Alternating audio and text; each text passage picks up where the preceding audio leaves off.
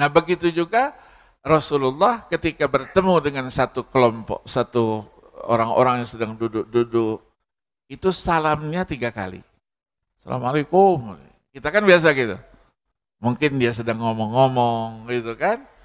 Assalamualaikum. 3 kali diulangi. Ya. Kalau dijawabnya 3 kali, kan dapat pahalanya 3 kali. Wa idza huyyitum bi tahiyatin fahayyu bi ahsana minha urudduha. Dan Rasulullah mendidik umatnya ini supaya apa? Kreatif. Ya harus kreatif. Tapi ketika berbicara dijelaskan oleh Sayyidah Aisyah radhiyallahu anha. Anna Aisyah radhiyallahu anha qalat. Sayyidah Aisyah berkata, kana kalamun Nabi sallallahu alaihi wasallam kalaman fasilan. Yafhamuhu kullu man yasma'uhu. Rawahu Abu Dawud. Jadi Nabi kalau ngomong, omongnya itu fasilan. Fasilan itu diartikan dua kemungkinan. Fasilan artinya memisahkan mana yang benar, mana yang salah, karena kejelasannya. Yang kedua, Nabi itu tidak pernah marah memang. Nabi itu menyampaikan kalaman layyinan, lemah lembut, dengan tata keramanya. Orang sudah marah-marah, Rasulullah diam saja. Ada yang emosi sedikit, Rasulullah jawabnya tenang saja. Ya, misalnya contohnya Sayyidina Umar bin Khattab radhiyallahu anhu ketika pada bulan Ramadan dia cium istrinya di siang hari. Diskusi itu sama istrinya. Rusak nih pahala kita, puasa kita rusak nih. Kata istrinya, coba tanya dengan Rasulullah dulu. Nah Sayyidina Umar ini punya kelebihan. Kalau dia bertanya, Rasulullah tidak pernah menjawab. Tapi ditanya ulang. Sudah ditanya ulang, sudah selesai, pulang dia. Nah, kita bertanya, ditanya lagi, bubarlah. Begitu dia menghadap Rasulullah, ya Rasulullah, qabbaltu imra'ati wa ana sha'im. Aku cium istriku, aku dalam keadaan puasa. Rasulullah terus katakan, fima anta ya Umar. Kalau bahasa kita, memangnya ada apa? Ada apa itu? Sebenarnya, qabbaltu imra'ati wa ana sha'imun. Aku cium istriku, puasa. Rasulullah terus jawab, ara'aita ya Umar, lau tamatmatta bima'in wa anta sha'im. Kalau sekiranya engkau berkumur-kumur, sementara engkau dalam keadaan puasa. Maksudnya, batal enggak puasa itu? Pergi, Assalamualaikum, pergi. Kata Rasulullah, ta'al ya Umar, sini dulu. Kata Rasulullah, hakadha Umar. Begitulah Umar. Bertanya, baru ditanya, sudah bubar. Ya. Rasulullah, itulah namanya kalau dalam ilmu usul fikih namanya qiyas. Ya, menyamakan masalah yang baru dengan masalah yang sudah ada karena ada kesamaan ilatnya, sebab hukumnya. Maka ditetapkan itu. Nah, yang sudah ada apa? Yang sudah ada berkumur-kumur. Masalah yang baru mencium. Ilatnya apa? Ilatnya kedua-duanya itu muqaddimah, pendahuluan. Orang mencium pendahuluan untuk apa? Kalau berlanjut kan? Orang berkumur-kumur, pendahuluan untuk minum. Maksudnya apa? Tidak apa-apa. Tidak ada pengaruhnya. Tapi mereka sudah diberi tahu, kita dengan Rasulullah beda.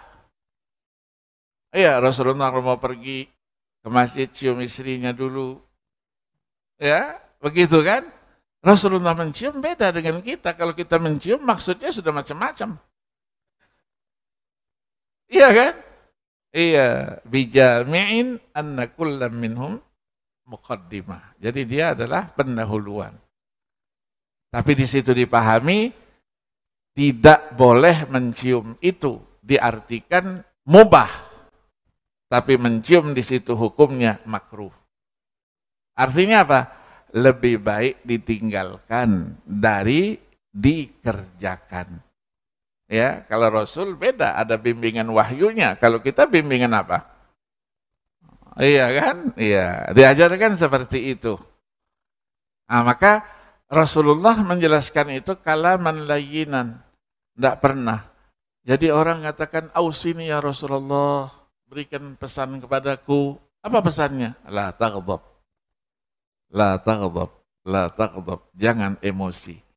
Kalau orang sudah emosi, apalagi tadi mengikuti hawa nafsu tadi, ya, Al-Quran surah Al-Mu'minun ayat 71, Allah jelaskan, walawittaba'al haqqu ahwa'ahum lafasadatis samawati wal ardu wa man fihin bal atainahum bidzikrihim fahum an dzikrihim mu'ridun. Jadi kalau sudah hawa nafsu yang dikedepankan, selesai. Kebenaran tidak akan wujud, tapi yang ada adalah kehancuran. Bisa berkelahi, berantem dia, bertempur dia. Ya, kenapa? Karena hawa nafsunya di depan. Sementara kebenaran yang dicari itu tidak dikedepankan.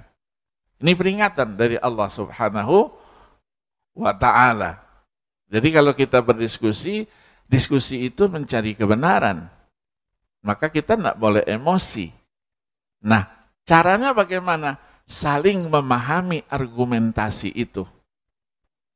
Satu ayat, metode memahaminya macam-macam.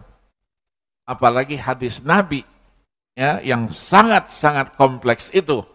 Metode memahaminya, perhatikan dulu, hadisnya sahih enggak? Hadisnya ada sababul wurudnya enggak? Hadisnya ini ada kontradiksi enggak dengan hadis yang lain secara lahiriah? Kalau ada, ini ilmunya. Oh, ini hadis ini mungkin sudah dihapuskan dengan hadis yang baru. Ada ilmu nasikh dan mansukhnya. Oh, hadis ini banyak itu metode pemahaman hadis. Ya, metode pemahaman hadis. Diangkatlah masalah-masalah kontemporer. Ya, ada kontemporer. Apa masalahnya? Banyak nanti. Wanita melakukan perjalanan ya tanpa muhrim. Dulu enggak boleh. La tusafiru imra'ah tu'minu billahi wal yaumil akhir fi masirati yaumin wa laila illa wa ma'ahadu mahramin. Enggak boleh. Kenapa? Keamanannya enggak bisa. Hadis itu ada sababul wurudnya, betul. Sababul wurud itu Rasulullah enggak pernah mengucapkan sesuatu, malaikat Jibril enggak pernah juga menurunkan wahyu, melainkan sudah berinteraksi dengan orang. Ada manusianya. Ya, yang dalam dunia ilmiah dikatakan wahyu tidak pernah diturunkan hampa kultural. Hadis Nabi juga tidak pernah diucapkan oleh nabi-nabinya sendiri. Tidak ada yang diajak bicara. Tidak mungkin. Tidak mungkin. Nah, maka disinilah ya Rasulullah itu menjelaskan sesuatu pasti. Tapi dengan kata-kata yang lemah lembut.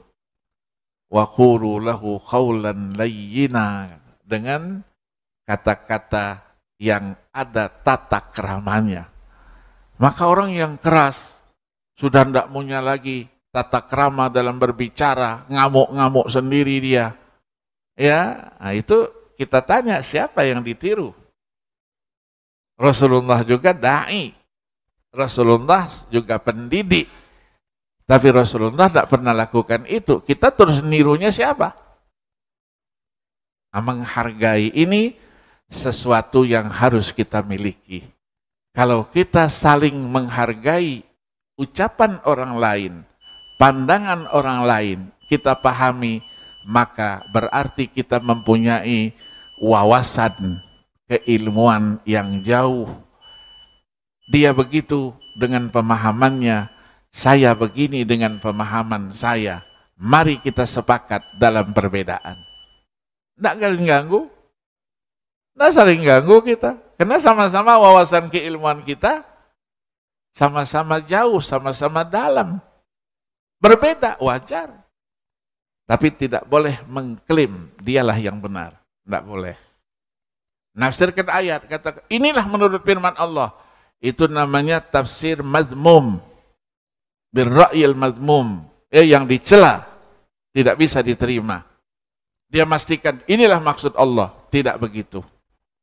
Tapi inilah ya pemahaman saya.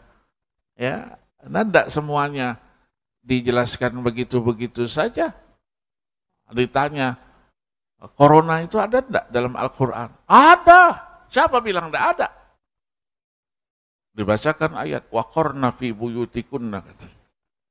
Masya Allah. Waqarna fi buyutikunna itu pesan, ya, pesan untuk istri-istri ya Rasulullah. Berdiamlah di rumah. Ya, bukan corona yang sekarang. Dengan ketawa-tawa, itulah kelengkapan Al-Quran. Kelengkapan. Ya, hati-hati nanti. Ya, kalau sudah dilemparkan ke neraka, mau apa kita? Man fassara al-Qur'ana bi ra'yihi falyatabawwa maq'adahu minan nar. Maka orang sehebat apapun, ujungnya pasti apa? Wallahu a'lam. Dengan ilmunya, wallahu, apalagi yang tidak dengan ilmunya. Tidak pakai wallahu a'lam lagi. Masya Allah. Maka ada kiai ketika ditanya belum jawab sudah wallahu a'lam. Tanya lagi wallahu a'lam. Belum jawab dia.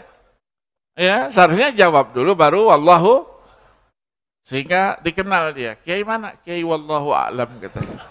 Karena ada lagi yang ustaz digelari au kama qol. Karena dalam ilmu hadis, kalau dia tidak hafal teks hadis itu, di ujungnya disebutkan au kama qala Rasulullah sallallahu alaihi wasallam. Khutbah di mana au kama qala. Sebutkan innamal a'malu binniyat au kama qala. Itu kan kalau kita tidak hafal teksnya, itulah tata keramanya.